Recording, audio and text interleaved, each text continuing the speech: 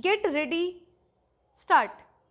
I am grateful to the honorable members who have made such a meaningful contribution to the debate. I also feel a little disappointed that this year the demands of the Ministry of External Affairs could not come before the House as they have always been coming year after year, and I think this should be the last year in which such a thing has happened. From next year we should see to it that the Ministry of External Affairs ensures India's foreign policy is brought into focus as it has always been brought. We are really discussing something which has baffled the whole world. The changes in the world during the last few years and probably during the last few months have been so quick, so difficult to explain in terms of time, in terms of motivation, in terms of immediate or remote cause. So there is an element of bafflement, an element of unknown, unforeseen, unanticipated in all these events. And therefore, when you are in the midst of such quick baffling changes, what you see in front of you is a new set of uncertainties. We do not know how this has happened, and we do not know equally what is going to happen next.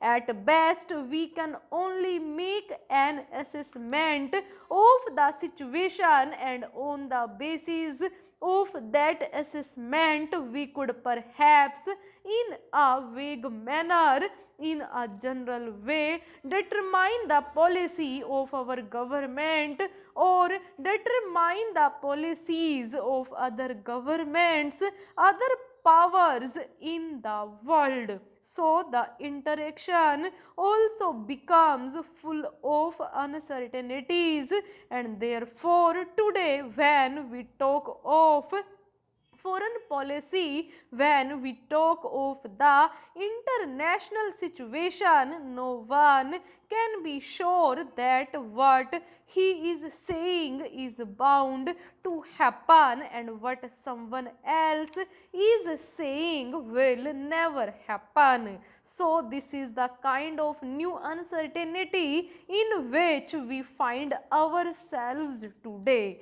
There is nothing wrong in owning this, in admitting this, since we have had a consensus on foreign policy right from the beginning. It is good that all the speeches which I have had the occasion to listen to are having the same import.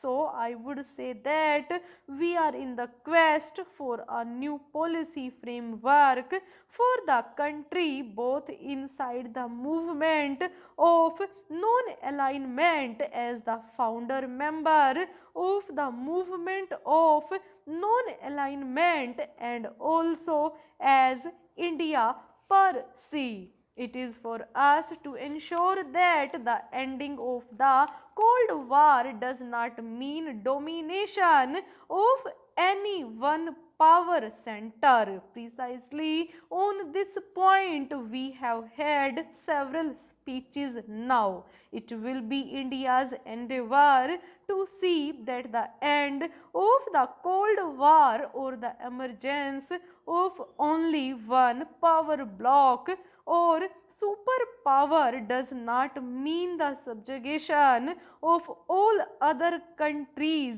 who on some issue or the other do not see eye to eye with that superpower.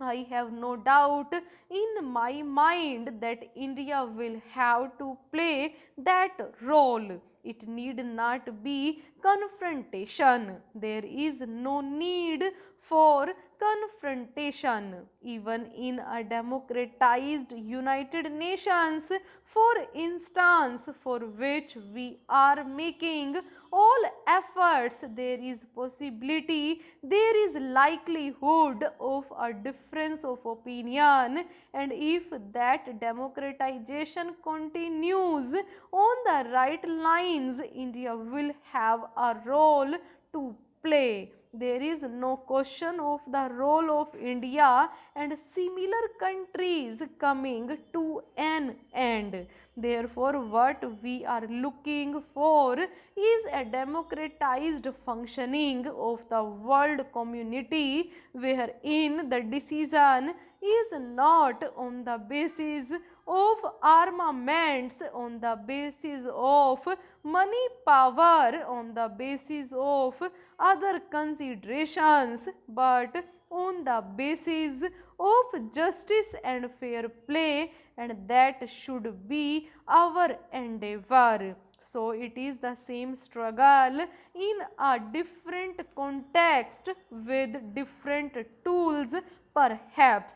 Therefore, I do not think that the role of India, which we have cherished so far, will ever end, and I am absolutely certain that we will continue this. We have also said it is for us to ensure that the emergence of new economic powers such as Germany and Japan works for the betterment of the poor and not only for the enrichment of the rich. This is what my visit to Germany is all about. We have found that it is not a unipolar world in all respects. Yes, in the military sense it is unipolar, but in the economic sense it is multipolar, it is multicentric. Therefore, there is really no point in only emphasizing the unipolar nature of the world. There are so many economic power centers in the world. India is not an economic power center, but India has an importance which cannot be ignored by any economic power center, and that came out loud and clear in my visit to Germany. Full stop.